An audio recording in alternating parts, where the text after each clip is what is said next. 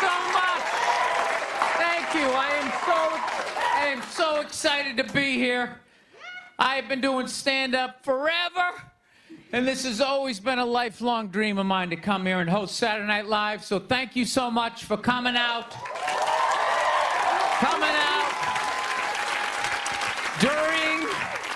During these difficult times, you guys all look like surgeons with your masks on.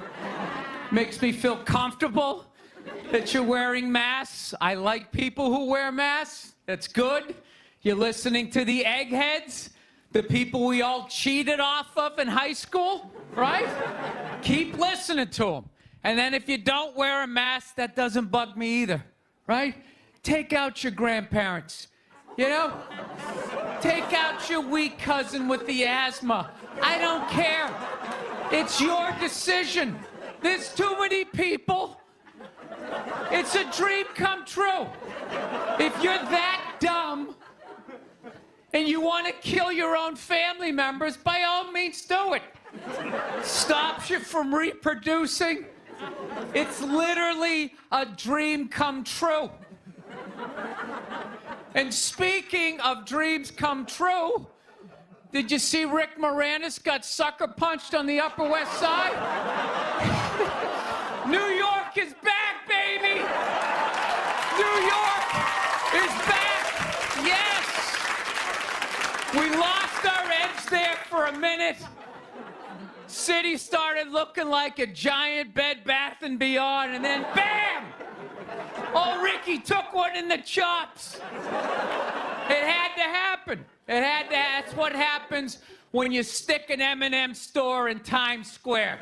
All right? The universe has to balance itself. Get the peep shows back in Times Square. Old people can walk safely 40 blocks away. I don't know. I'll probably get canceled for doing that joke, you know? How stupid is that cancel thing? They're literally running out of people to cancel. They're going after dead people now. They're trying to cancel John Wayne. It's like, yeah, dude, God did that 40 years ago. They're all up in arms. They're like, did you hear what he said in that interview in Playboy in 1970? Can you believe that? It's like, yeah. He was born in 1907. That's what these people sounded like. You never talked to your grandparents and brought up the wrong subject, and all of a sudden it went off the rails. Like, oh, Grandma. Just keep making the cookies. Yeah, you don't bring up race or religion with your grandparents. You keep it simple. Anyway, I don't know. I guess my grandparents are older. I don't know. Plowing ahead. Plowing ahead. Let's talk white women here, shall we? Let's talk white women. White women, you're amazing your accomplishments over the last few years. I got to tell you, the way white women somehow hijacked the woke movement, generals around the world should be analyzing this. Just to refresh your memory, the woke movement was supposed to be about people of color not getting opportunities, the at-bats that they deserved, finally making that happen. And it was about that for about 8 seconds. And then somehow, white women swung their Gucci-booted feet over the fence of oppression and stuck themselves at the front of the line. I don't know how they did it. I've never heard so much complaining in my life from white women. My life is so hard with my SUV and my heated seats. You have no idea what it's like to be me. Trashing white guys, the nerve. Where's the camera? The nerve of you white women. Listen, I don't want to speak ill of my bitches here, okay? I know, but let's go back in history here, okay? You guys stood by us toxic white males through centuries of our crimes against humanity. You rolled around in the blood money, And occasionally, when you wanted to sneak off and hook up with the black dude, if you got caught, you said it wasn't consensual. Yeah, that's what you did. That's what you did. So why don't you shut up, sit down next to me, and take your talking to?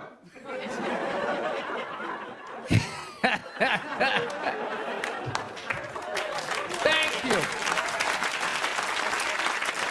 So, I haven't been in New York for about a year. You know, I was here last year. I was shooting a movie. Had a great time with Judd Apatow, Pete Davidson, and all the guys. Yeah, had a great time. And I hadn't been here in like 13 years, and I immediately noticed how extra crowded the city was. And I was getting all claustrophobic. I'm like, what's going on? How much of people not using safe sex and making all these babies, you know? So I finally walked up to this old New York door guy, and I was just like, dude, what's going on? What's with all these people here? And he was just like, oh, no, don't worry. He goes, it's June. He goes, it's Pride Month. And I'm like, what's that? You know, I'm 52. I never heard of it, right? They didn't have that when I was a kid. He goes, oh, it's Gay Pride Month. And I was just like, oh. Dude, you know when you're just like stuck in the Matrix and you just can't, everything's just pressed up, you can't see anything, and then somebody gives you that little nugget of information that just pulls it back? It's like, why is it so crowded? It's Gay Pride Month. Ah, tank tops. 0% body fat. 2 guys kissing. Rainbow flags. Ah! I didn't know that. That's what I learned. The month of June is Gay Pride Month. That's a little long, don't you think? For a group of people that were never enslaved. How did they get all of June? Dude, black people were actually enslaved. They get February. They get 28 days of overcast weather. Sun goes down at 4 in the afternoon. Everybody's shivering. Nobody wants to go on the parade. Look, yeah. How about you hook them up with July? These are equator people. Give them the sun for 31 days. There's gay black people. They could celebrate from June 1st, June 31st, 61 days of celebrating. All right, that's all my time. We got a great show for you guys, everybody. Jack White is here. It's gonna be amazing. Please stick around. We'll be right back. I saw a woman a couple months back, professional soccer player, right? She goes on to ESPN or one of these sports channels, and she starts bitching, going like, I don't understand, how come female athletes don't make as much as male professional athletes, right? And all of these men had to sit there and act like they didn't know what the answer was. They had to sit there like dumbfounded, like, oh, I don't know. Why is that? That is a conundrum. I have no idea.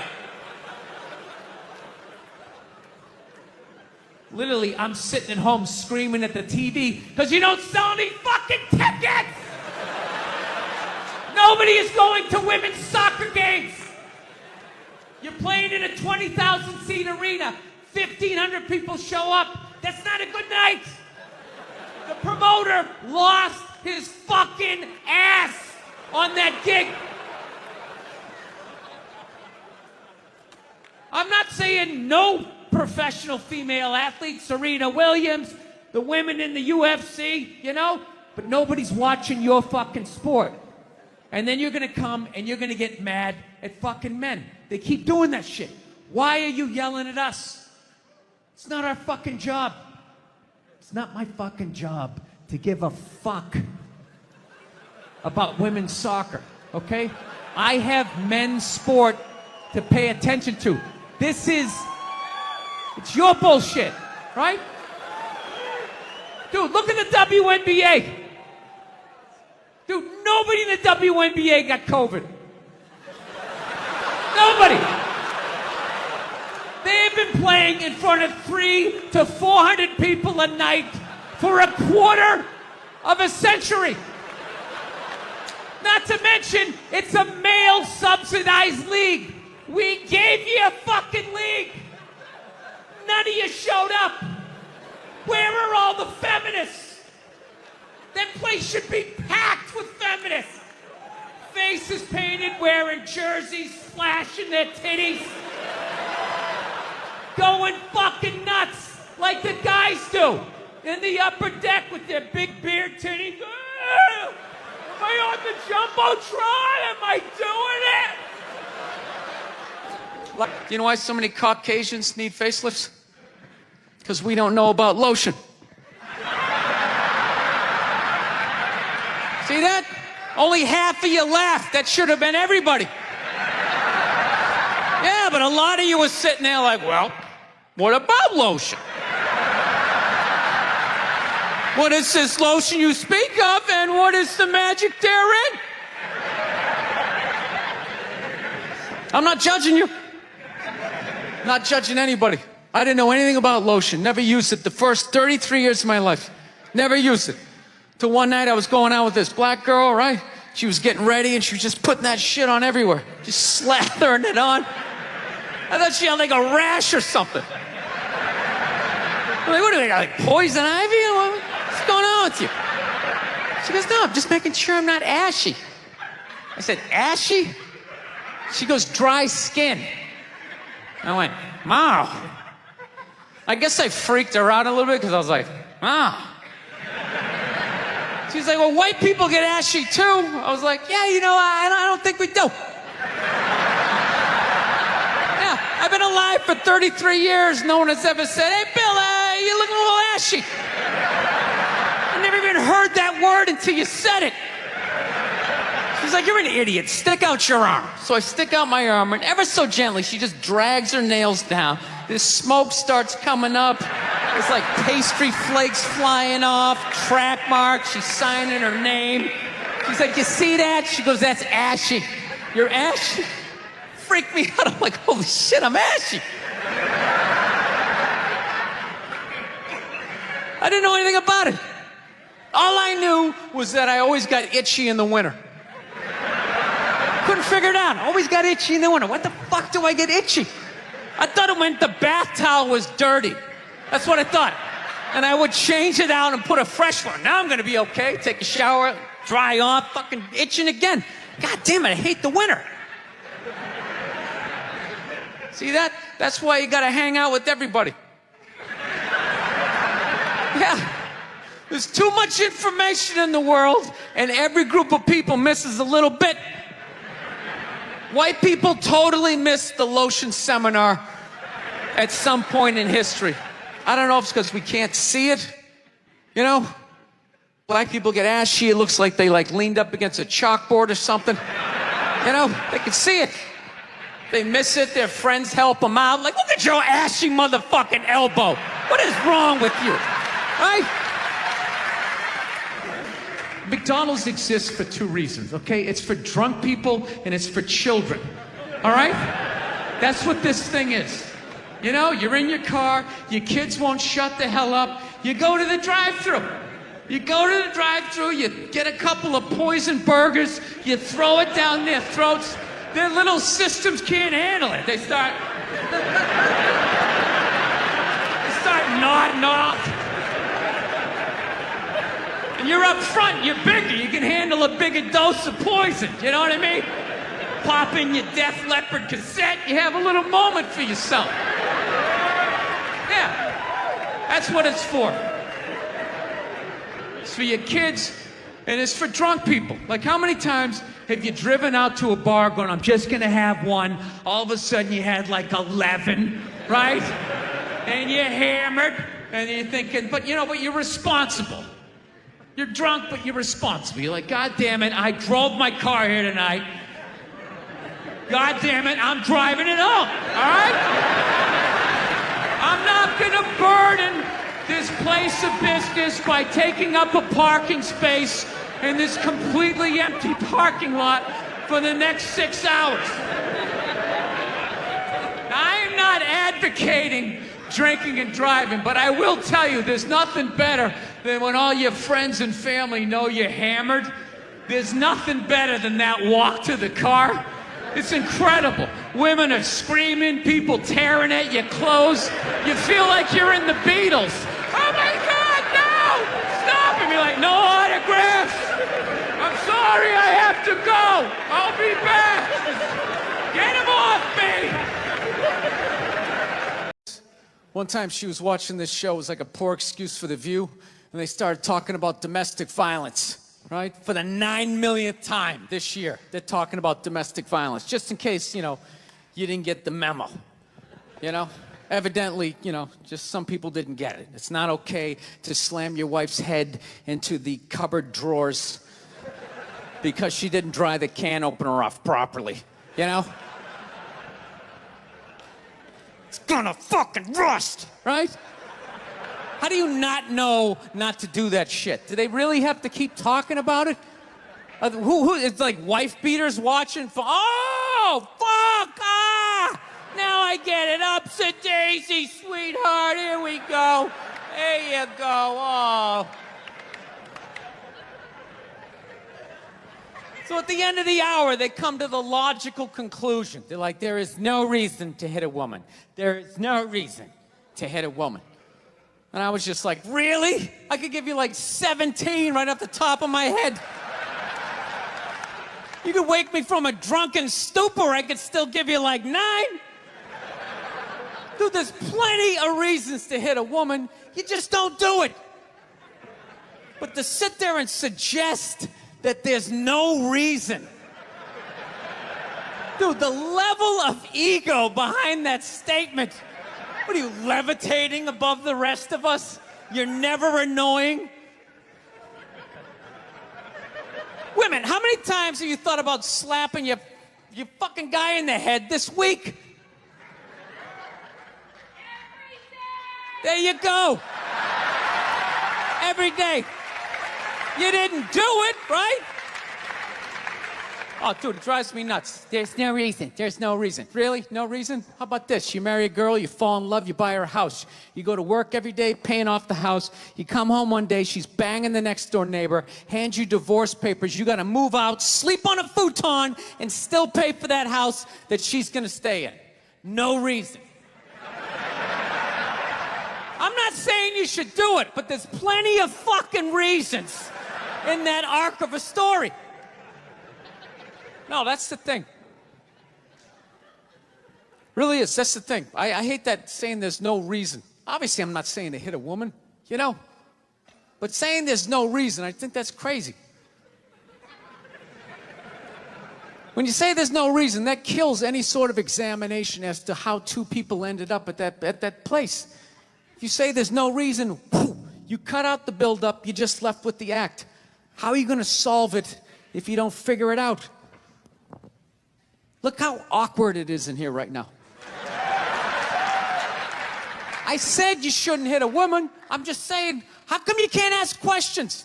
You can only ask questions about what the guy did. You can never ask about the woman. Why is that? Why is that? What is that?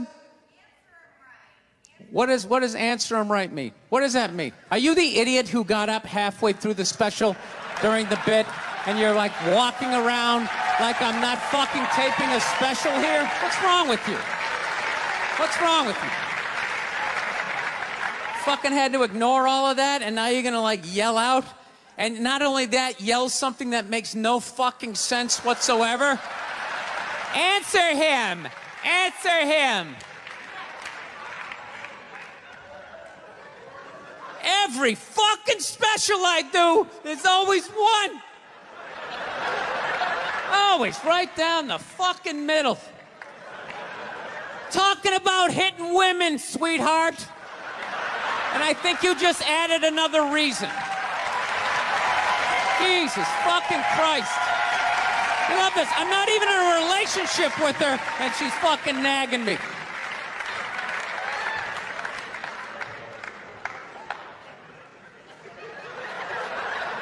fucking unbelievable.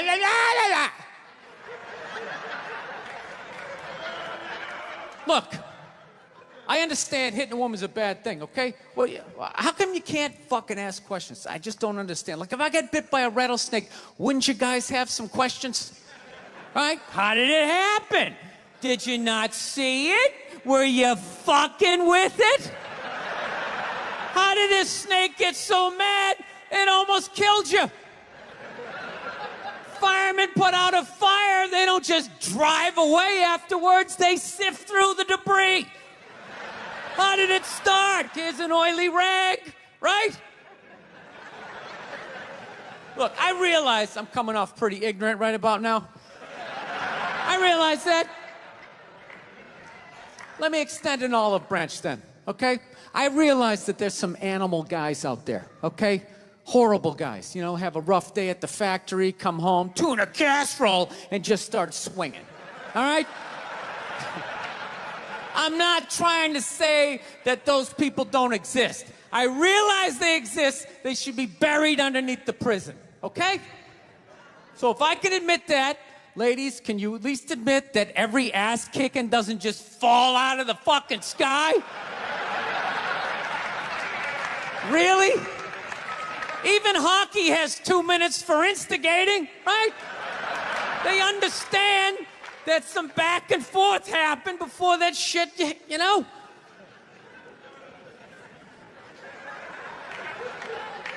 You know what it is? It's every case is handled like that Rihanna one, where they just say, the guy's a piece of shit, fuck this guy, blah, blah, blah, send him to jail, and then they never ask anything about that. You know, I'm not saying he should have done it, but I'm just saying.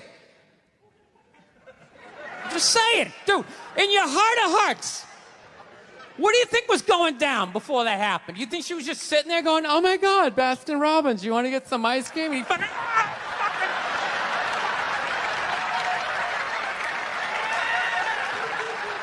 you know? Or do you think maybe they were having some epic end of the relationship fight and some crazy shit was being said? Maybe she was screaming in his ear some crazy female shit like, go fuck all your friends, I don't give a fuck. Maybe that's why I sell more albums than you, motherfucker. Right? To be fair, she could have just been sitting there going, I need a tissue. Do you keep those in the glove box? Oh my God, I'll bring my out. I'll bring my out.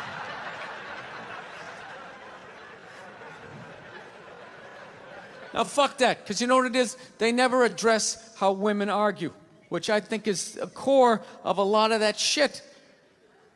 You know? And I gotta tell you something, man. Like, I never knew how women argued.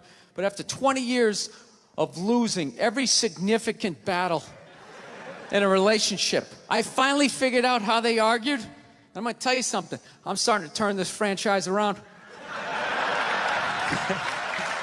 I have begun a winning tradition. This is how they argue, as far as I can tell. All right? If they're right, they argue the point. And they stay on point and make sure you stay on point until you're down on your knees, apologizing, begging for forgiveness. All right? No problem with that. Totally respect it. But here's the thing. If they're wrong, they go rogue. They go off-road. They start thinking of shit you're sensitive about. Maybe you don't get along with your dad. And in their head, they just start concocting this evil statement. Totally designed, this desperate Hail Mary attempt to make you so fucking mad, you just call him a cunt. That's what it is. And cunt trumps all the bullshit they did to start the argument. Now it's not about that. Well, that's no reason to call me a cunt. And then that's it. You're in this room now, right? And they won't hook up with you for a couple of days. Who cares? Who cares? You rub one out. Rub one out like a man. It's the champagne of victory.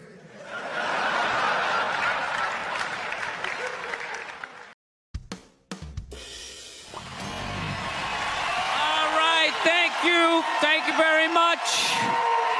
How are you? Please be seated. Good evening. Thank you. Welcome. Welcome to this lovely theater here in downtown Montreal. It's unbelievable. Can't understand you. Female voice does not travel well. I don't know what it is. Up close or in a whisper can make your dick hard, but beyond 10 feet, it just sounds like a couple of birds fighting over a French fry or something, you know?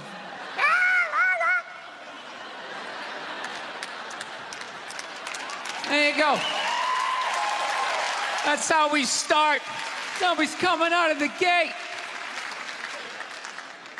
I'm sick of Obama's wife. Yeah. Just running her. This isn't some Democrat, Republican shit. This is just in general. Just running her yap. It's just like, shut up. You know? You weren't elected. You know, your husband isn't running a lemonade stand. He's been in a bad mood all day, man. Got in a fight with this girl the other day. You ever meet somebody like within like the first couple of minutes of them meeting you, they feel like they can like sum you up? Just like, you know what your problem is? You know, you just have like the urge just to take their head and just mush it into whatever they're eating, you know? You ever have crazy thoughts like that? Can you relate on any level? You never have like urges? You ever drive down the street and see like 30 people up on the sidewalk and you just think, right? You don't do it, you just think it. That's what separates the psychos from the functioning psychos. Yeah, psychos, they just do it. All right, that's a good idea. They get the wipers going, they make a day out of it, right? But a rational person, you like think it through. You start going, man, if I just leave my hand right here, nobody knows who I am. I move it 2 degrees over here. I'm on the cover of Newsweek. I'm instantly famous. Right here, no one knows me. Like, hey, Bill, you want to go to the cookout? Maybe you could bring that potato salad you brought last year. It was such a big hit. One of the most horrific scenes we've seen in years. Bodies just strewn about. You know, Amy's gonna be there. She's still asking for you. You should ask her out. No indication he even tried to stop. Seriously, you're getting older. Put your hands on the dashboard. Put them on the dashboard. You have those? All right.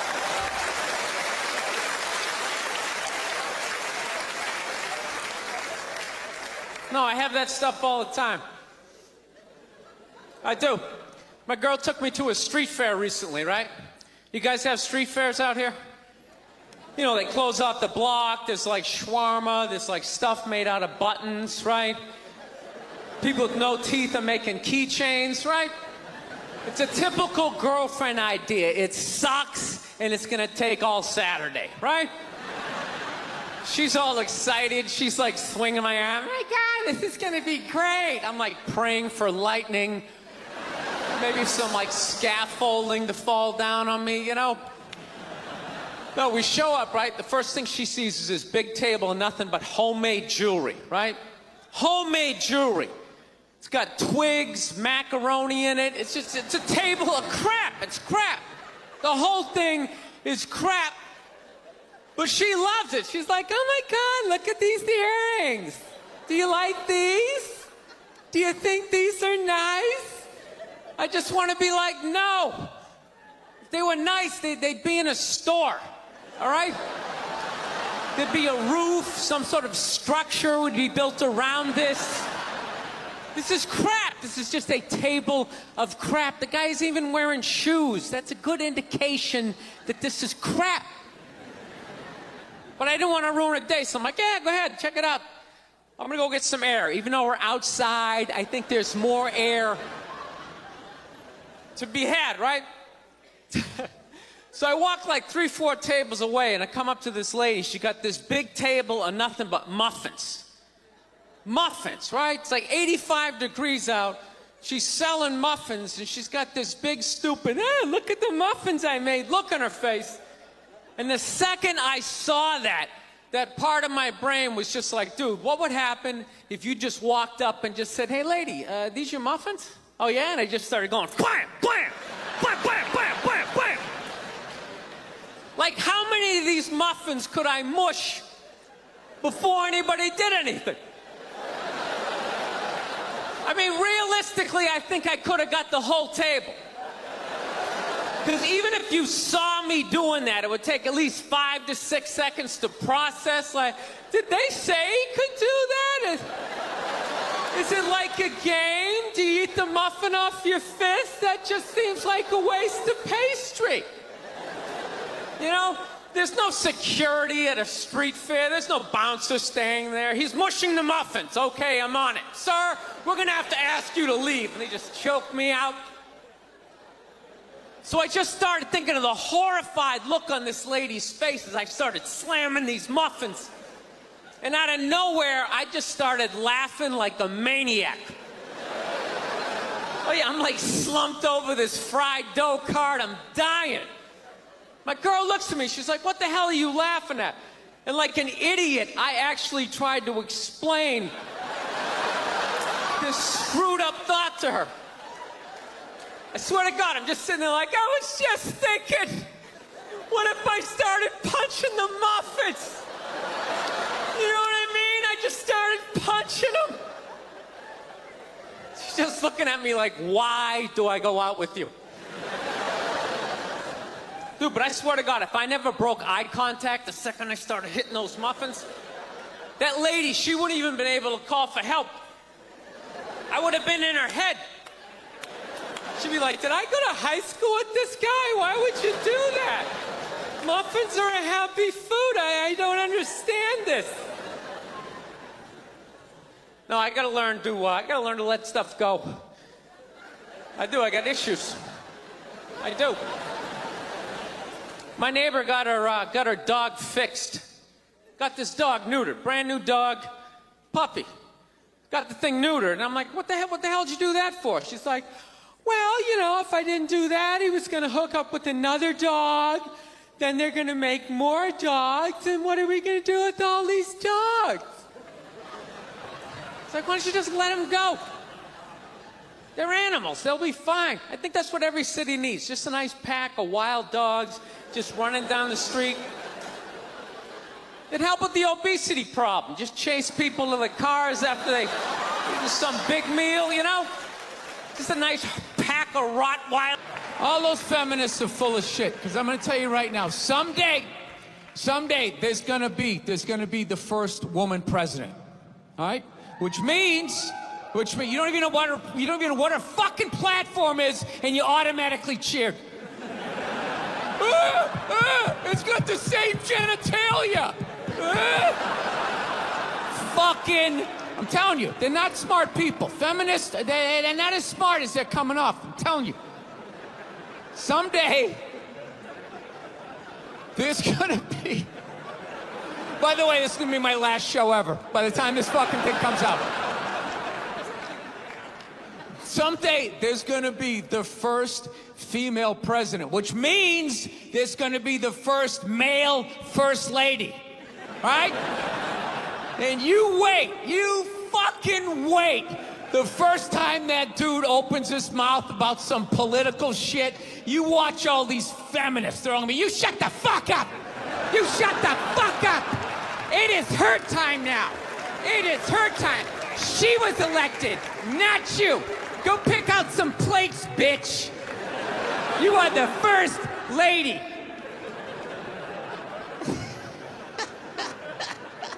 He's gonna get treated like Tom Arnold when he was with Roseanne.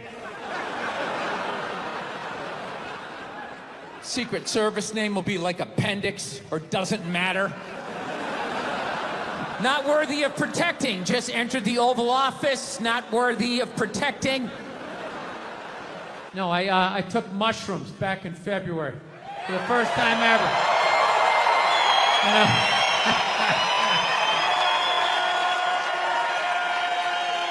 This is the perfect state to tell this story. You guys should literally have mushrooms on your fucking license plate. All right, so here's the deal. I never fucked with anything like that. I was always a booze guy. I was a booze guy, you know. All right, relax, everybody. I always get nervous when I get white guys going like, yeah, all right, woo, build the wall. Okay, I'm fucking around. Relax. It's frightening to listen to, but that's what being a guy is. You're not allowed to have emotions. So that's all of that shit comes out when you drink. Do something dumb so I don't feel stupid.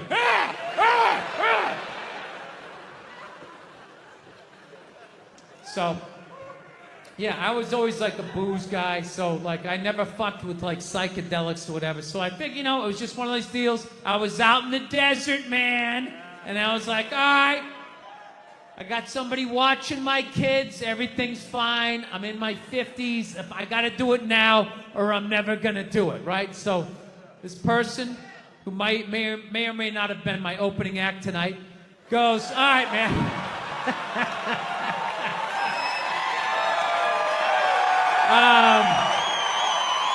He's a good man.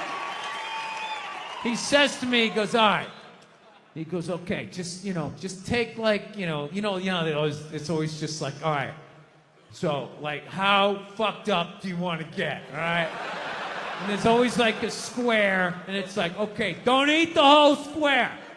Just like bite one corner, lick the other one, and then rub the other one and let it absorb in your face or whatever. So I'm like, all right. He goes, how far into it do you want to go? I go, I just want to trip a little bit, nothing fucking crazy. So he goes, fine. So I ate just a little bit. So I get a little nauseous or whatever.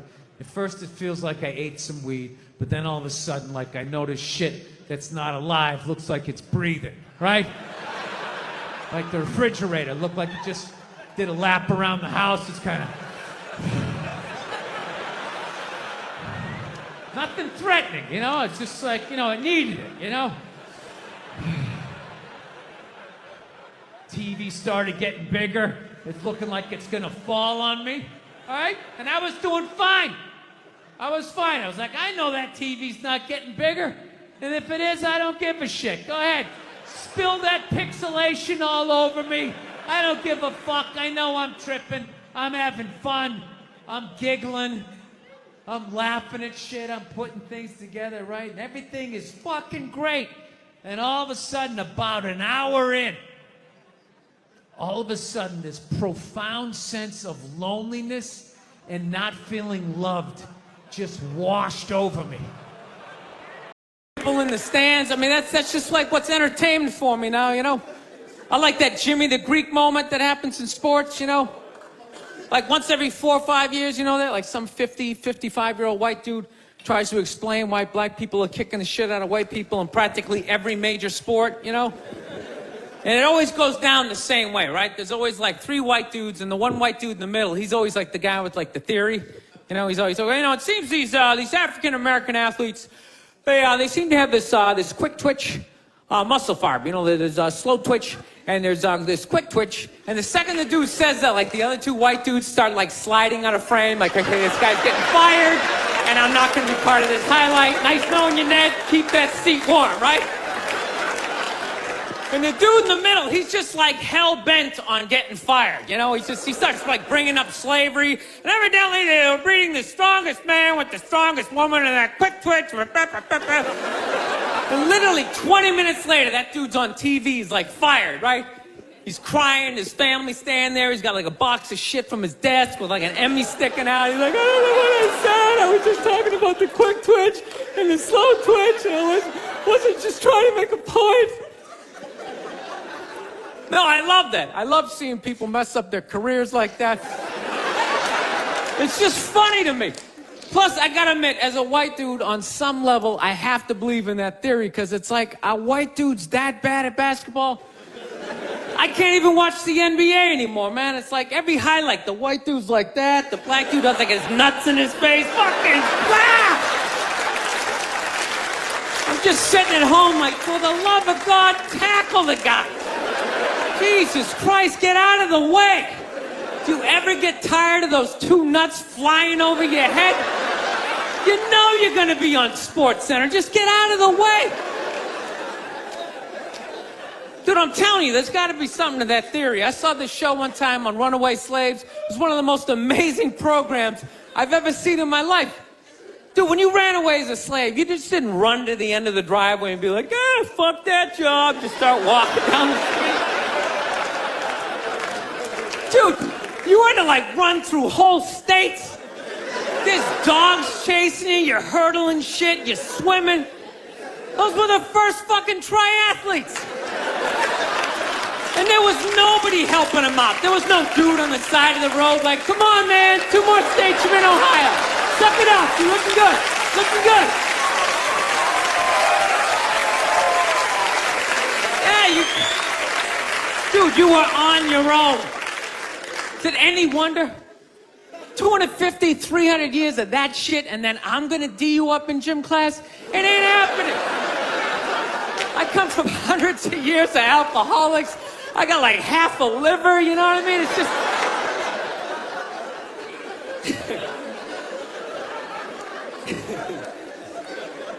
You know what's funny to me about that stuff? You can't even like, you know, I obviously know that theory's crazy, but it's just like, you can't even bring up how well black people are doing in sports. Everybody gets all weird about it, which I don't understand, because it's like a compliment, you know? Like, feel how weird it is right now. You know, I just brought that shit up all of a sudden. I'm saying something good, right? I saw a coach get in trouble for that shit. Like, his team was like 0-6 or something. They just couldn't win, and every week the press was just getting on him more and more and more, right? And the dude, he was just like flustered, and he had like a moment of honesty. They were like, why can't you guys win a game? He's like, oh, you know, I don't know, the offense isn't getting it done, you know, defense, you know, too slow, and it just run out. Tell him, we gotta get some more black guys on this team, because I'm telling you, it's just not... And immediately, everybody's like, what? Everyone started freaking out like they had no idea what this dude was talking about. It's like, are you watching Sports Center? Or do you see the Olympics? Like, I love the 100-meter dash, right? There's always like 9 black dudes and that one token white guy in like lane 8. I'm just sitting there going, come on, man, one time. Just one time, just win the bronze, just do what you gotta do. The white dude always stays with him till like the first turn, then he like fucking blows out his hammy. Those other 8 black dudes are like... Where's that white dude the next Olympics? He's like up in the broadcast booth, his career's over. He's like a commentator. Yeah, it's gonna be a great race. Still can't feel my fucking toes, but I'm telling you. No, I don't get it. It's like a compliment. We're saying you're fast. That's a good thing, right? People start all freaking out. Oh, you're acting like that's all we can do. You're saying we can't be scientists. No, we're not. All we're saying is if there was a race to the microscopes, you fuckers would win. We're just saying that you're fast. You get there first. Your lab coat would be flapping in the wind. I'd get there like 3 minutes later, all cramped up. Are you looking at bacteria? No, you go first. You just go first. Jesus Christ. That was a Volvo. The guy ran by a Volvo in street shoes. I've never seen that before in my life. No, I get into those arguments all the time. All the time. Friends of mine will be like, well, how come anytime a black athlete does something, they say it's an athletic move. Anytime a white athlete does it, they say it's an intelligent move. And it's like, well, fair enough, man. It just depends on what you're doing. You know what I mean? It's like, you know, if you read a defense, white or black, that's an intelligent move, right? But if you take off from the foul line, jump over 9 other dudes and throw the shit down, those other 9 guys aren't standing there like, fuck, why didn't I think of that shit? Here I am dribbling around, guys. That's some superhero shit. She had like a cape flapping in the wind with a big S on your chest.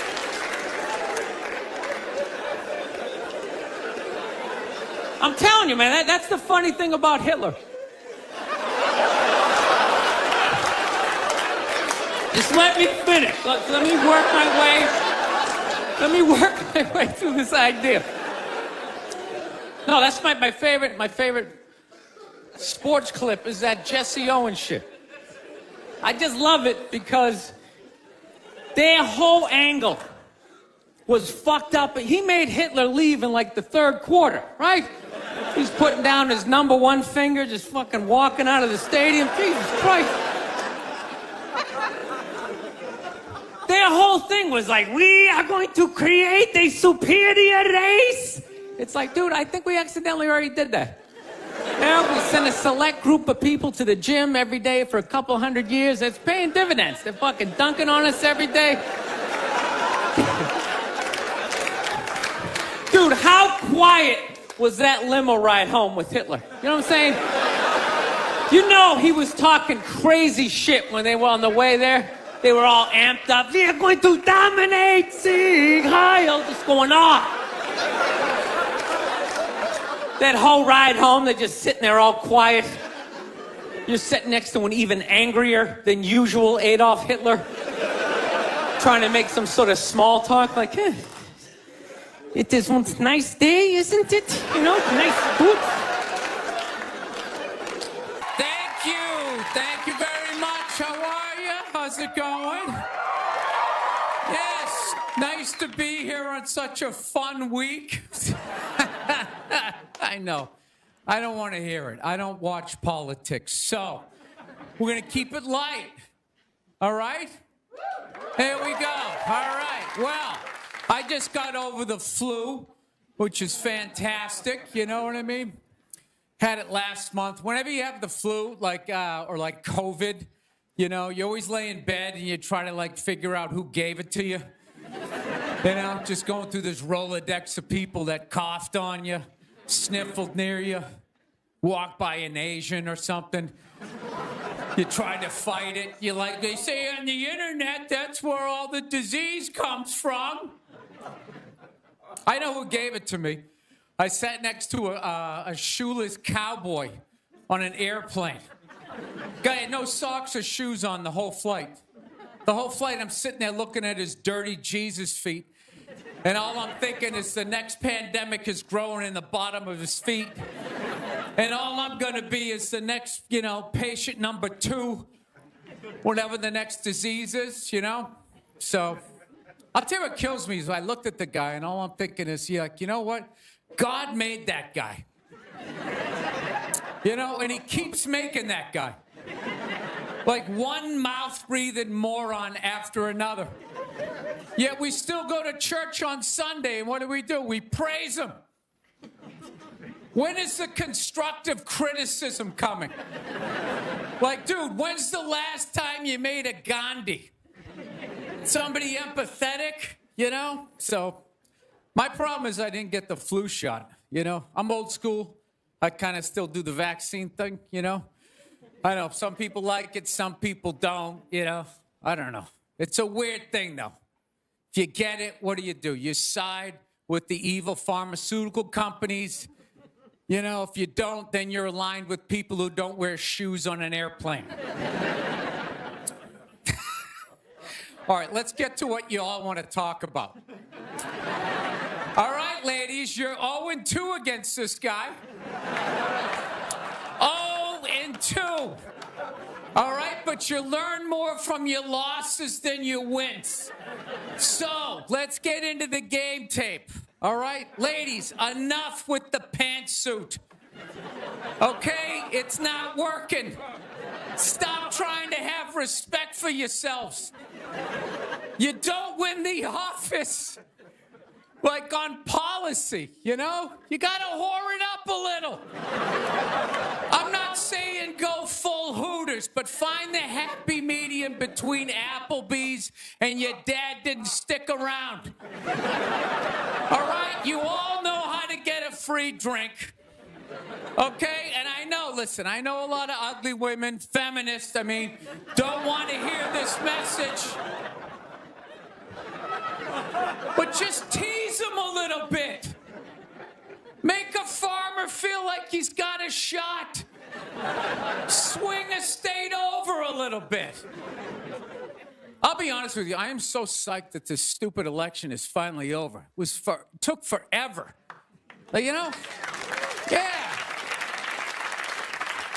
Everybody knew who they were voting for 4 years ago. And then they just drag you through a year and a half of this stuff. Like, who was sitting there watching the debate, like, still not decided? Two of the most polar opposite people ever. It's like, all right, let's see. What does the orange bigot have to say? How about the real estate agent that speaks through her nose? Oh, there's a point. This is so difficult. It's like they overlap. I just can't make up my mind. I'll be honest with you. I can't believe Trump didn't win this thing like 4 months ago. You know?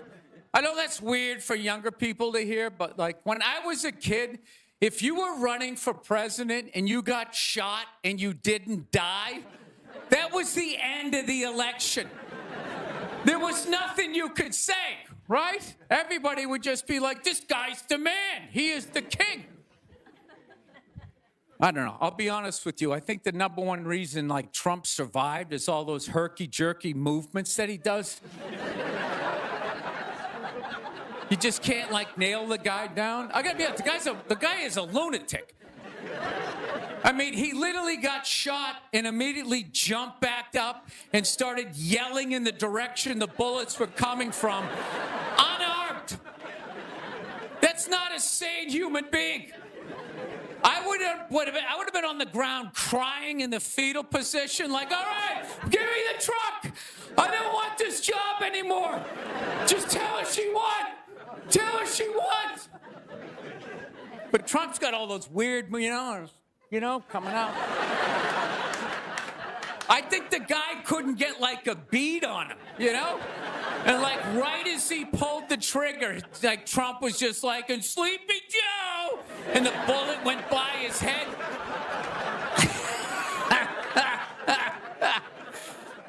My favorite part of the campaign, though, was when Trump went to McDonald's.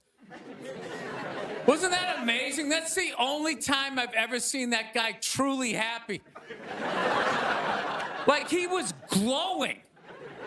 When he got behind the counter, it was like he was behind stage at like Springsteen or something. He's like, oh my God, this is like where they make the French fries.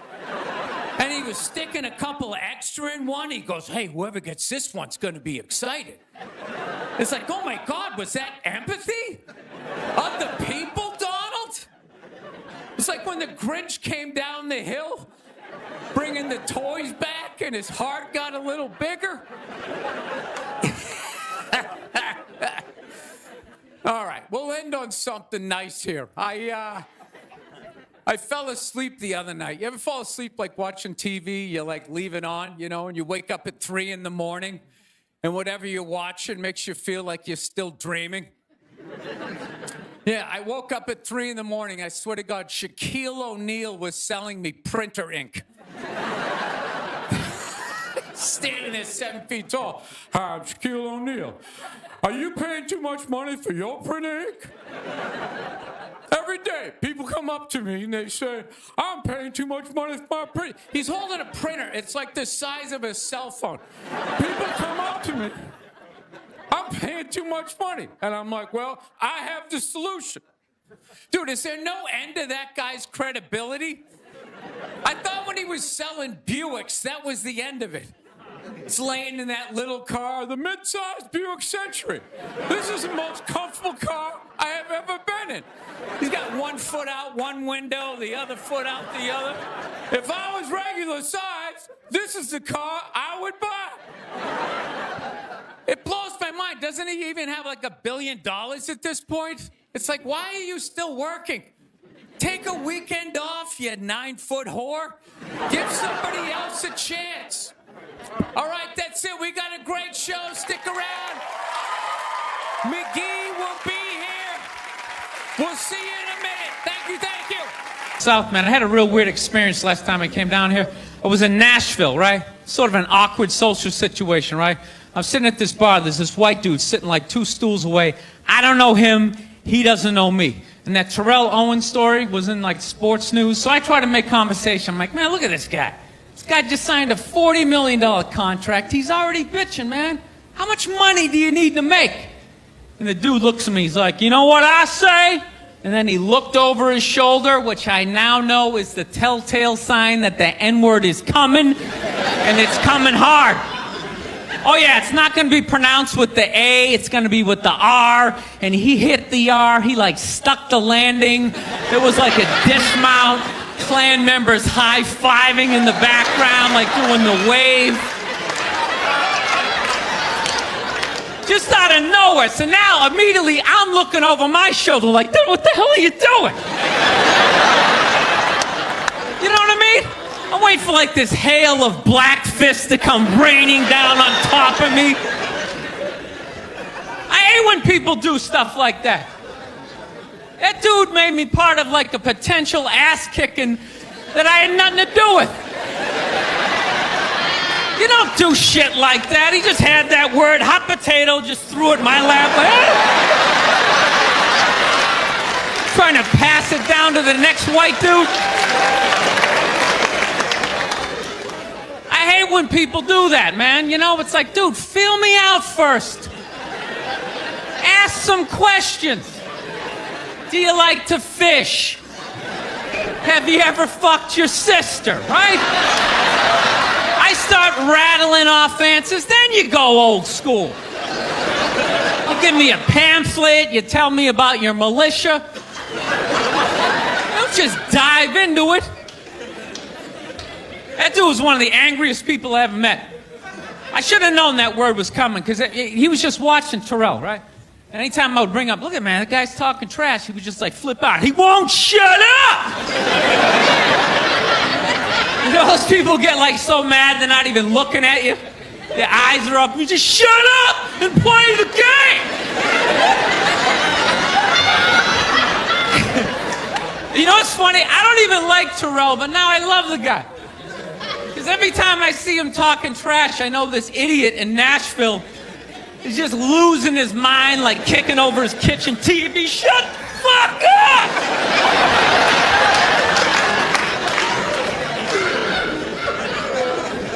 I like violence, man. I am. Not like when it happens to me or if I see it live. I like watching it on TV, you know? Watching people, you know, get attacked by animals. Just get blasted in the face or something, you know? Like, I'm a huge sports fan. You know what my favorite, like, moment of, like, the last year was in sports? That Detroit Piston, Indiana Pacer bench clearing brawl. Wasn't that great? That was one of the greatest things I've ever seen. I was so confused when I watched ESPN that day. They were like, that was absolutely disgraceful. Basketball fans, it just must be. I'm sitting there looking like, I'm a basketball fan. I loved it. I thoroughly enjoyed watching out-of-shape civilians get the shit kicked out of them by professional athletes. It was fascinating. And I think as sports fans, we kind of had it coming, right? Because how many times you gone to a game, right? You got a little too drunk, you started screaming at some dude on the field who could clearly kick the shit out of you, right? If you saw him in the parking lot, you'd be like, hey, can you sign my stamp collection? I think you're awesome. You get in the game, you're all drunk, you're like, you suck, buddy! You're a piece of shit! And they're always calling him up, come on up here! No, come on up here! Well, they came up there. They did, and they kicked the shit out of everybody. It was great. It was like a cartoon. You're like beating up whole rows of people at once, like... I loved every second. I love how Ron Artest punched the wrong guy. Wasn't that great? He taught that dude a valuable lesson in life. When shit goes down, you don't just stand there like you're watching a movie like, wow, it's coming right at me. Must be in 3D or something. That was a 5'6", 110-pound white dude had an angry 6'10" black dude running right at him. That had to have been in his top 3 nightmares all time. Right behind getting his dick cut off and being lit on fire. And he just stood there. He's like trying to explain himself. Well, I still have the liquid in my cup, so there's no way I could have. He's an idiot. Think about the kinds of people that take a cruise. These aren't forward thinkers. These aren't seekers. They're not pivotal to our survival. You ever hear somebody coming back from a cruise? It's one of the worst stories you're ever gonna hear. Because they don't do shit. They don't want to travel to another country, interact with the new culture, try to figure out the train system or the money. All they want to do is just sit on a fucking boat. Just drinking, that's all they want to do. Right? Worst story you'll ever hear. Hey, how was your cruise? Oh, it was great. I was fucking laying there. There was a DJ over here on the 1 and the 2 wooka wooka thing, right? And then they had this chocolate fountain. It was like a fountain, but it was chocolate. And you stuck the toothpick in the food, and you stuck it in the chocolate, and you stuck it in your mouth. And then you'd be like, I want another drink. And they bring it all, you drink it, it dribbles down, and it gathers in your navel, and you punch yourself, you get in your mouth. And every day around noon, we'd line up for lunch. What's for lunch? We don't know. We don't make decisions. Whatever they give us. We realized that, I don't know, we always fight about the television, so I'm like, well, what about documentaries? Why don't we just tape something we both like? We both love documentaries. They're fun, right? You watch them, you learn something, you repeat it at a party, people think you read. So I tape, first one I tape is on Elvis Presley. So I sit down and I'm watching this documentary as a white dude, which is what I am. I'm looking out my white head, watching this white shit. It's coming back into my white eyes, getting whiter by the fucking second. Right? Now my wife, on the other hand, she's black, right? So she starts watching this shit as a black person, right? And she's seeing all the racism, obviously, that I'm seeing. But she was catching all this subtle shit that I was too white to see. But I knew I was missing it, because I just kept hearing her huffing and puffing. Just sitting next to me being like... And I'm just sitting there like, okay, somebody did something. I don't know what just happened, but I don't think that was good. So right when I didn't think it could get any worse, it could get any more uncomfortable between the two of us, this fucking white dude comes on who evidently discovered Elvis. And he's like 190 years old, and he comes out, starts talking. He's just like, well, basically, I was looking for a white boy that could take the down and dirty, nasty blues and combine it with the pristine, angelic sounds of bluegrass. Yeah, that's what he was doing. He was subtly putting black shit down here while he was propping up the white shit. The down and dirty, daddy not sticking around, drug-infested neighborhood blues with the Jesus as white as me, hair the color of the sun, angelic bluegrass playing music, right? So at this point, my wife has like fucking steam coming out of her ears. So I make a judgment call. I just fucking shut it off. Right? And she looks at me, she's like, why did you shut that off? Why did you shut it off? I was like, because you're about 3 minutes away from yelling at me like I produced this music.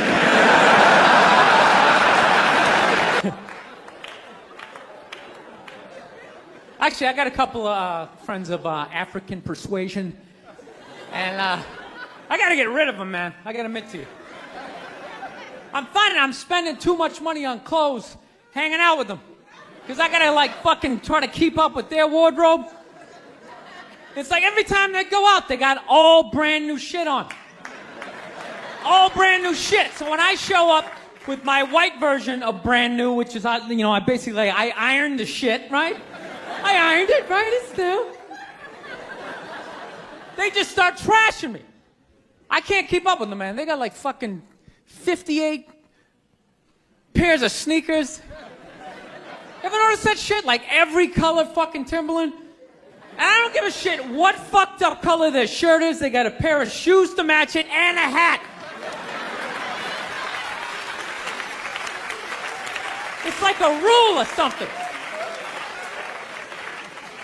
They're the worst. Even when you wear some new shit, there's like some sort of rule that you gotta like space out the amount of time within which like that you wear it. Because God forbid you wear the same shirt within a 10-day period, one of them's gonna notice. All of a sudden just look at you funny like, this motherfucker's got the same shit he had on last Tuesday. And then the whole car's like, oh shit! Then everybody just starts making fun of your fucking clothes. First they do the math, like what was that, 5 days ago? 5 days, this motherfucker got 5 shirts! He got 5 shirts! And they start breaking it down. Yo, his first shirt be saying Monday, next shirt be saying Tuesday. Yo, on the weekend, he ain't been wearing no shirts.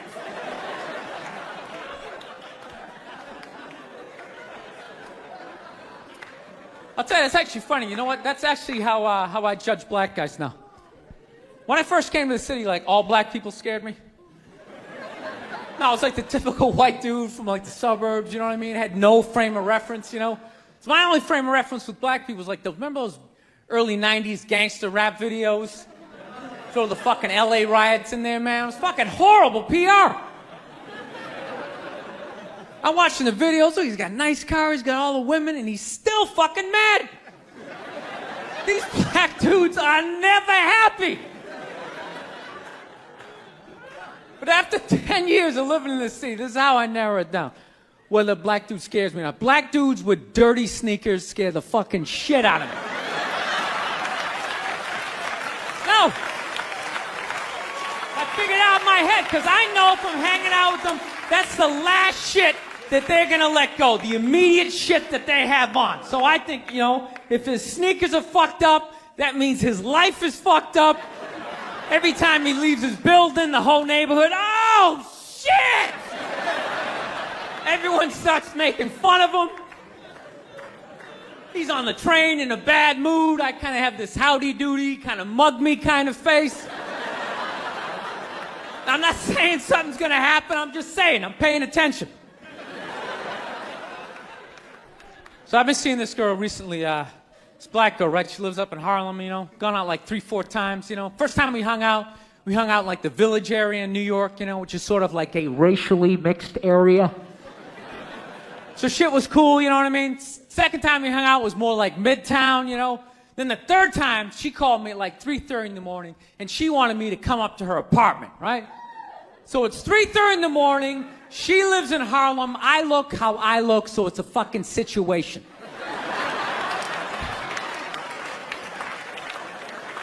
Because you know the deal, right? Basically, a white dude feels comfortable up to about like 98th, 99th Street, you know what I'm saying? The second the streets start getting into like triple digits, like 100, 101st Street, start getting like a little asthma, like, oh, fuck, it's starting to get a little high up here. You feel that little tightness in your chest? Can you feel that? 106th Street, you're like leaning on shit like, dude, where'd all the cabs go? How come there's no taxis up here? Dude, what's a bodega? I don't know what that is. Let's get the fuck out of here. So I'm praying to God she's gonna tell me to take the subway, get off at like 105th Street, 103rd, you know, which is like the first stop in Harlem where I can still look over my shoulder and see like all the white people like disappearing over the horizon, you know? But she goes, no, man, you want to get on the Uptown 2-3 train, you want to get off at 125th Street. I'm like, God, fuck, 125th Street. Jesus Christ, that's like right in the middle of everything. I'm going to be surrounded on all 4 sides. I can't fucking do this.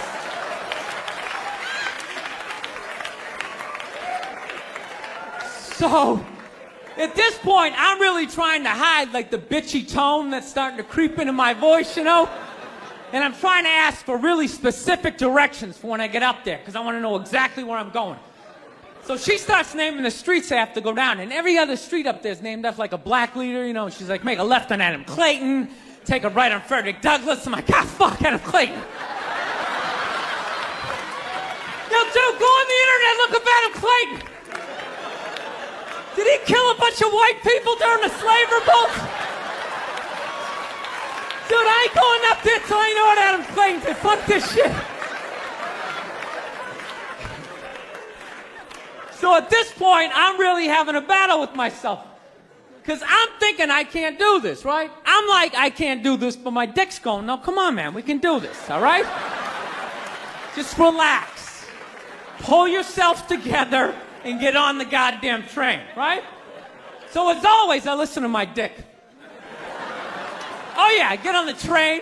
By the time I get up there, it's like 5 or 4 in the morning, right? I'm staying on like Malcolm X and like Danny Glover or some shit, right?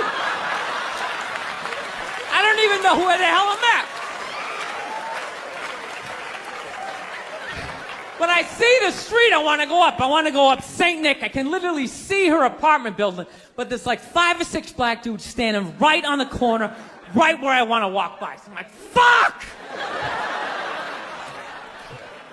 Felt like I was on like some reality show at that point, like some sort of like white guy survivor. It was ridiculous. So I'm thinking, I gotta walk right by these guys, right? You know what's funny? I think that they were actually more surprised to see me than I was scared, you know? And I was really, really scared, you know, but I'm also really, really white, you know? Like shockingly Caucasian. You know what I mean? Like if you're not ready for me, I can like surprise you. No, especially if you live up there. You've probably seen a white person for hours, possibly days. So when I show up, it's almost like magical, like a leprechaun came out of nowhere, you know? Felt like I should have like a little pot of gold, like a rainbow behind me. Top of the morning to you, latte. Kind of dance my way past them.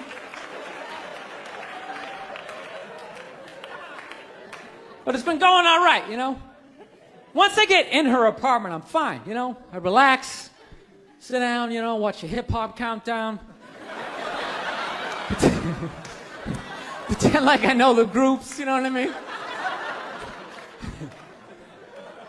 It's just getting there that's a fucking pain in the ass.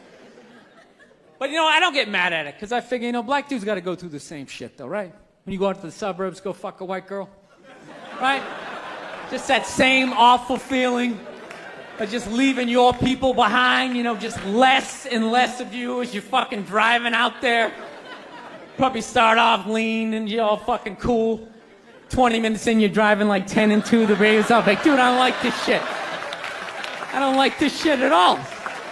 There's too much grass, I don't see any rims. This is fucked up. None of the windows are tinted. I can clearly see white people in every car. This is fucked up. Listen, you guys were awesome. Thank you so much for coming out. South, man, I had a real weird experience last time I came down here. I was in Nashville, right? Sort of an awkward social situation, right? I'm sitting at this bar. There's this white dude sitting like 2 stools away. I don't know him. He doesn't know me. And that's... I want to get a gun. I do. I really do. I never had that feeling before till I moved out to Los Angeles. This city just messes with your mind, you know? It's overpopulated, technically doesn't have a water supply, right? The dollar's crashing. Shit keeps you up at night. You're just thinking, what am I gonna do when the zombies come? Right?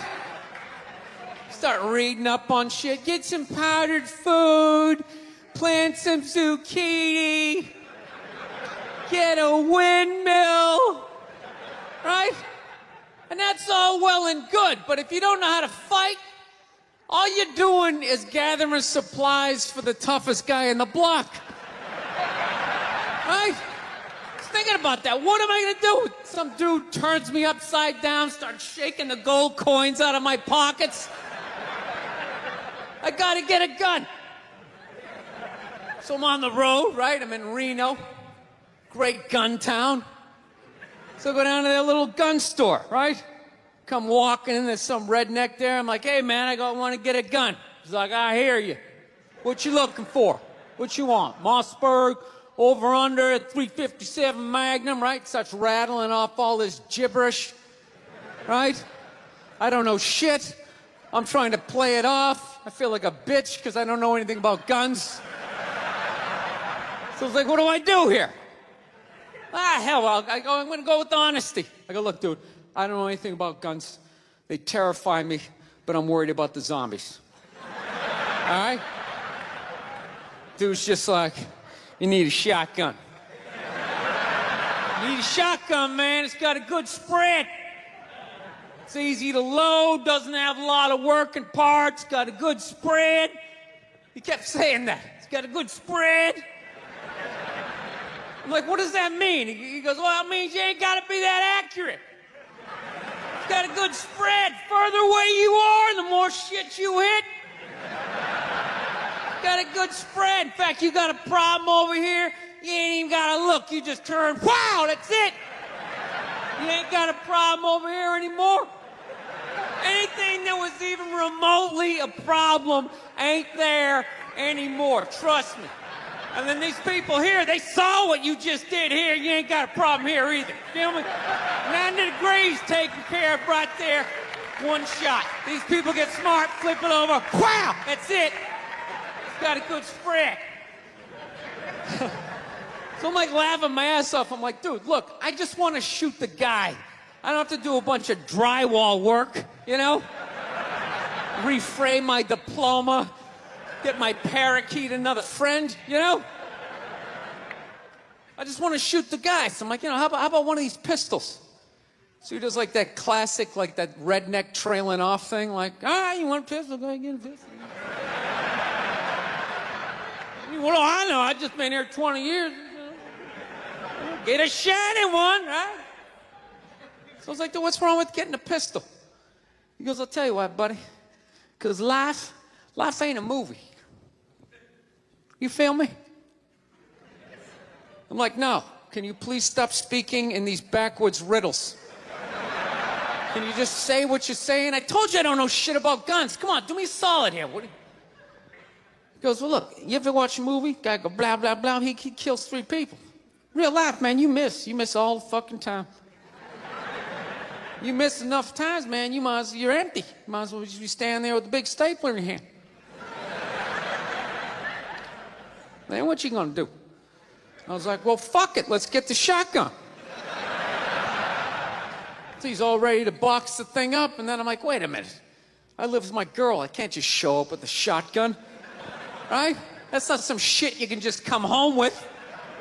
If I found this stool on the side of the road, I can come home with this. Look at it. We can refinish it. We can carve our initials in it. We can have a good time, right?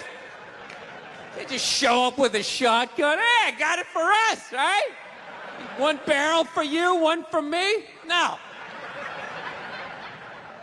So she kiboshes the whole thing. Till the other night, somebody broke into our car sitting in the driveway. Starts fucking with her head, right? So she starts reading up on guns, you know? She's reading too much, because now she wants to get one, but she's just like, well, I heard you got to keep the bullets in the safe, keep the stock in the garage. And then what? Then what? I run around the house and assemble it? There's some dude's chasing me with an axe? You know? Are you even thinking this thing through, sweetheart? Running around. Where's the scope? It's in the living room. He's in the living room. No, we're getting this thing. I want that fucking thing loaded right on the bedroom wall. Right there. I'll put that thing on my jam sleeves. Just like that. There's no other point. That's funny, though, when you talk about getting a gun, you know? People, like, they either totally for it or completely against it.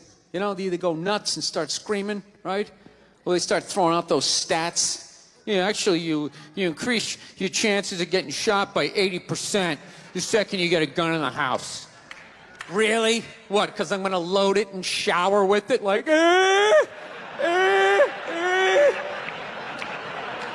The fuck? I know it's dangerous. You get a pool in your backyard, you immediately increase your odds of drowning in your backyard, right? You couldn't do that before. Now you step on a rake, in you go. No, I'm telling you. I don't buy into any of that shit.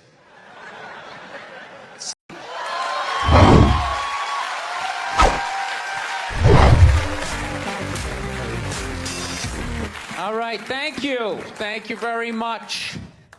I here from Los Angeles.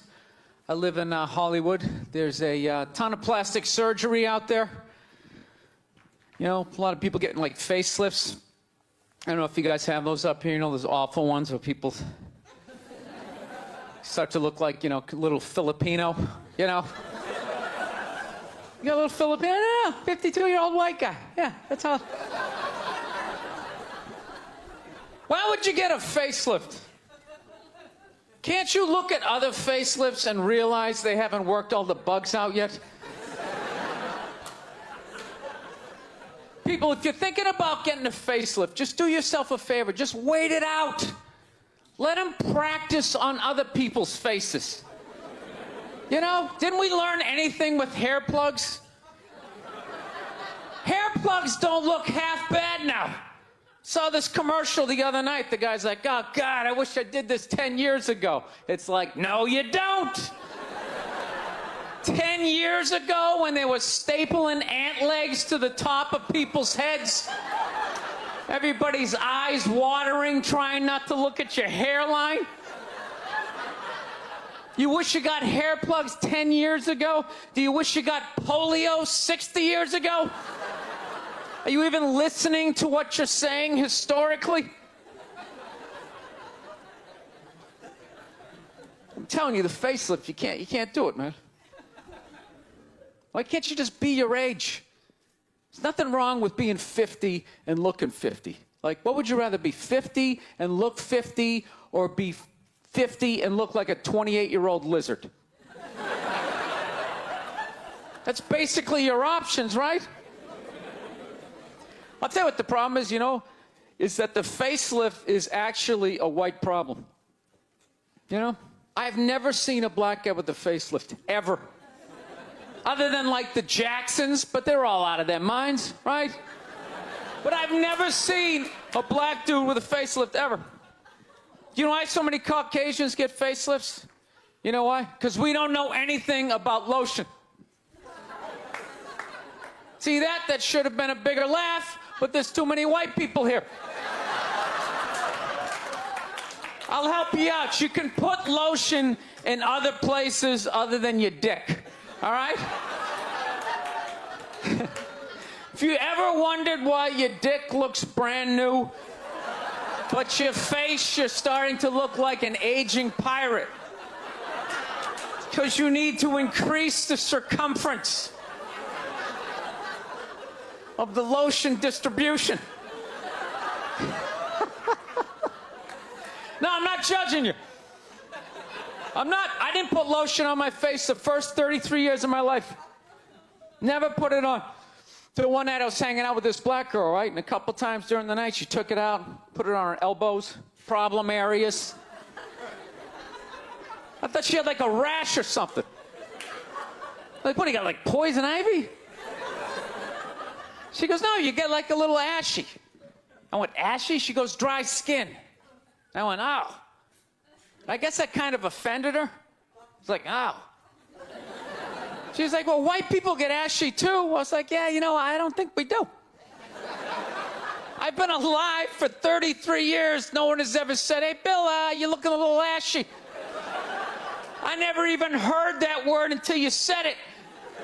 She's like, you're an idiot. Stick out your arm. So I stick out my arm. She just goes, it's like pastry flakes flying off. Track marks. She's like, you see that? That's ashy. What's up? All right. Thought I just got itchy in the winter. See, that's why you got to hang out with everybody. Right there. Oh, there's too much. Seriously. There's too much information in the world. And every group of people misses just a little bit. Like, white people totally missed the lotion seminar. I don't know where we were on that one. We missed that shit the way black people missed the whole register your weapons summit, right? Just never got, really? You're gonna groan that? I'm the only guy who's seen 17 rappers get busted for that shit? Every time I see it, it just blows my mind. It's like, what, do you just want to make an album over the phone? Why would you do that? Is that like the new auto-tune? No, it breaks my heart. Every time I see it, I just think, God, if he just had one white friend. One white friend in his entourage. The dude would have been standing there all dried out, itching like, dude, is that thing registered? Dude, you serious? That's like 3 to 5 mandatory. Get that the fuck out of there. So, thank you.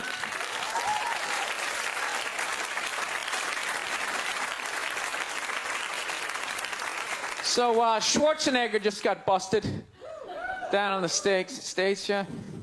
That poor bastard, huh? Jesus Christ, another great man. Another great man brought down by another gold-digging whore. No? You don't think so? You don't think that was a great man? Really? 3 decades of awesome movies? Bangs one made and now you don't like him?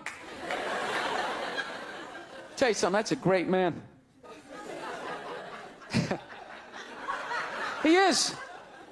First of all, I get why he did it. Why wouldn't he think he could get away with it? Look at his life. Look how he talks. That guy should be unloading trucks in Transylvania. That should have been the height of his success. But because he's a great man, he had the balls to move to America and became famous for lifting weights. I lift weights, no one gives a shit. He stands there, people can't get enough of it. That should have been the height of his success. He says, fuck that, I'm gonna be an actor, despite the fact no one can understand me. Becomes one of the biggest actors of all time. That should have been his height. He says, fuck that, I'm marrying a Kennedy. Bam, he does it. Cherry on top, he becomes governor of a state he can't even pronounce. Why wouldn't this guy think he could bang his maid in his own goddamn bed and not get away with it? This guy has been in the zone for 4 decades. Give me the rock, I'm feeling it. I had a hit movie with a midget. This is a layup. I don't even need a condom. You guys are great. Thank you very much. Thank you. Life can pass you by. It happens. You know, you just keep living and living and living. You know what it is? I think you got like 25, 30 years to absorb as much as you can. And then that's it. That's all you know. Because right around then, you get married. And it's over. Right? You have a couple of kids. You're sucked in the bubble. You don't have time to pay attention to what's going on in the world. You're just stuck with these kids. It's shitting all over the place. Don't be a serial killer. Don't touch that. You're just stuck in that. You have 3, 4 kids. That is a 25-year sentence. Trying to get them all through college. Society just keeps fucking going. You get the last one through college, you step back out of the bubble, just... You don't know what happened. You're not even paying attention. You go back to your old record collection. Right?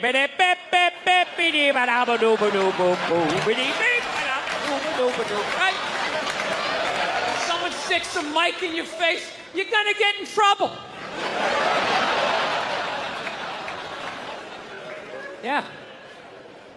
It's one of the sad things about life. You get old and it passes you by. I feel it passing me by. I'm 46 years old. I don't even have kids, but I can't keep up anymore. Like, I had a college gig coming up, and I was like, man, I gotta figure out what these kids are into, man. I was 24 when a senior was born. I gotta figure out what these dudes are into. So I guess they were into like DJ music or some shit. So I'm like, all right, I'll watch some of this. You know? So I have like a reference or two. I don't want to be that old comic coming to the gig being like, what's up with this Monica Lewinsky? Is this crazy? I mean, this Y2K. I mean, is my stylist gonna work? I don't know. So I put this shit on. Dude, I lasted 90 seconds.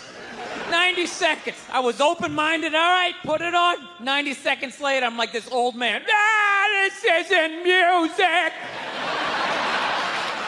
Now, when I was a kid, you dressed like a woman and you sung about the devil. Now that was music.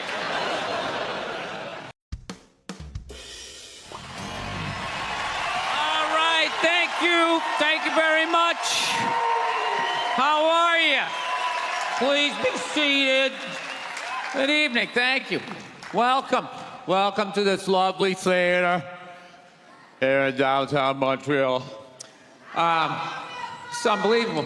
Can't understand you. Female voice does not travel well. I don't know what it is. Up close or in a whisper can make your dick hard, but beyond 10 feet, it just sounds like a couple of birds fighting over a French fry or something, you know?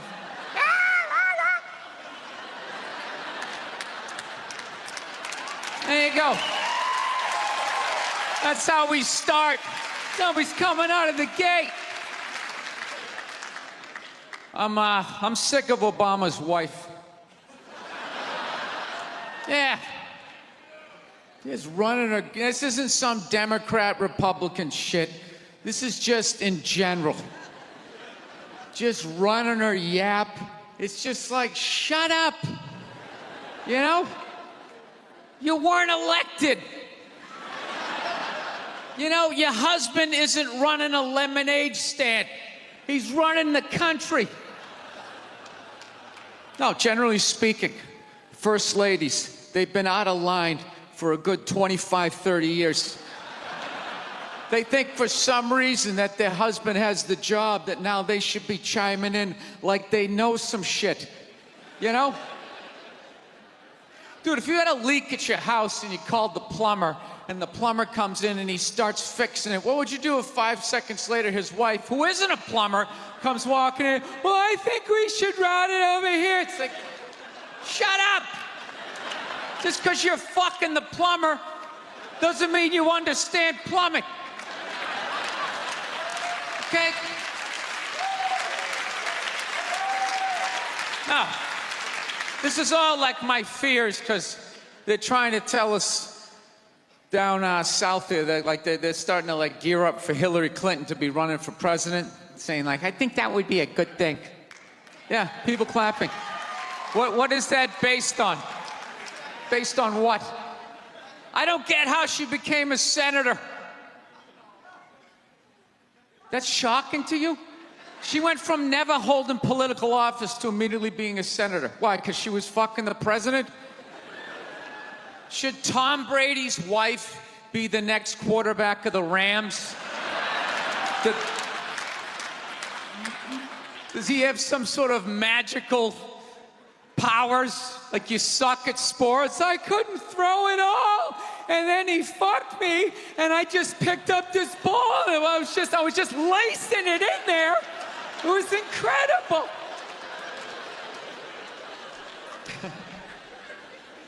Dude, it all started with Nancy Reagan. That's where it first went off the rails, you know? She came out with her little bird body, you know, just her big head. Just came walking out, say no to drugs, and people off your heroin, say no to that. She just walked back. Hillary had her stupid health care plan. Obama's wife's running a yap on 60 Minutes, you know? I got to give it up to the Bushes. They had their women in line. They did. Barbara never said shit. She smiled every once in a while. She threw something in there. George W.'s wife, I don't even know her name. Stu was in office for 8 years. I don't even know her fucking name. What's it like, Beth or Paige or something like that? He had her on lockdown. Going out there tonight, I'm giving a speech. And when I say something and they laugh, you're gonna nod. You're gonna smile, and you're gonna nod that head.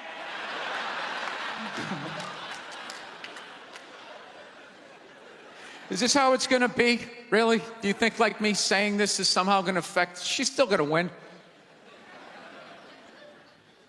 Listen, let me ask you this question. Do you think that a woman being president is gonna affect anything? Do you? Oh, do you?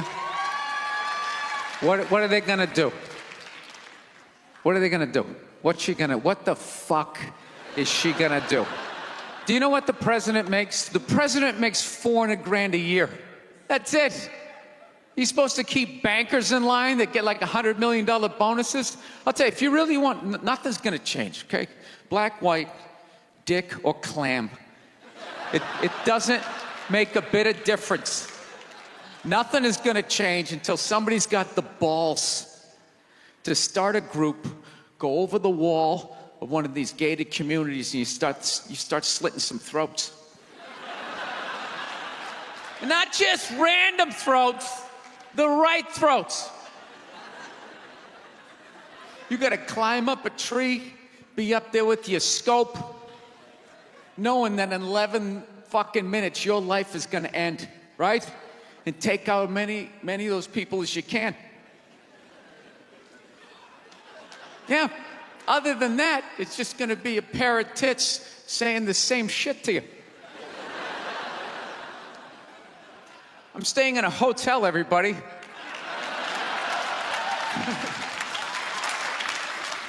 I like staying in hotels. They make me feel comfortable. I feel safe in a hotel. You know, you got the lobby. There's always somebody down there in case an axe murderer comes in. That's the first person that's gonna get killed. You can hear their screaming when you're up in your room. Gives you a chance to plan. Barricade the door, you know, turn on the shower, hide in between the mattresses, right? Little misdirection. Back in the day, I used to stay in motels. I hated staying in motels. Could never feel safe. You were lying in a bed 2 feet from a door that just opened up out into a parking lot. Anybody in the world could just come walking up, kick the door open, you motherfucker, just drag you out of the bed. And you're just lying in that bed, so not ready to have a fight to the death. Sitting there half naked, like nodding off. Meanwhile, there's some guy on the other side of the door with a chainsaw, like. You're lying there like, it's kind of early to be trimming the hedges.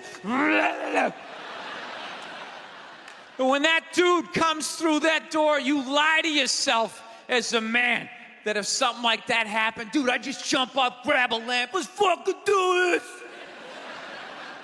You know what the reality is? Most people, the best you could do is maybe make a weird noise.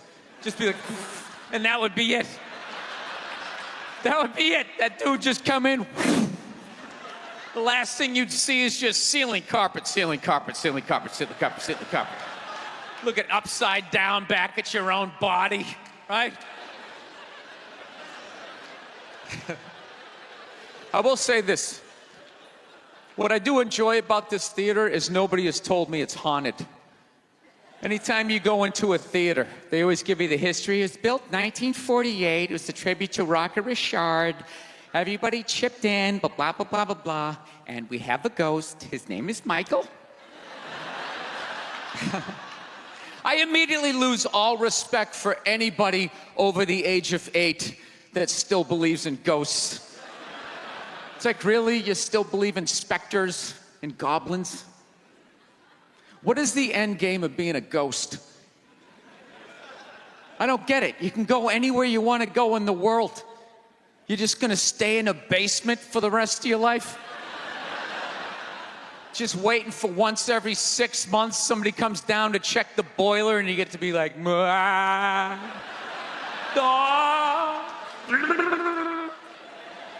Why wouldn't you go somewhere? Dude, I'd fly right to Washington, D.C., fly right into the CIA building, just start sitting in on meetings. Like, these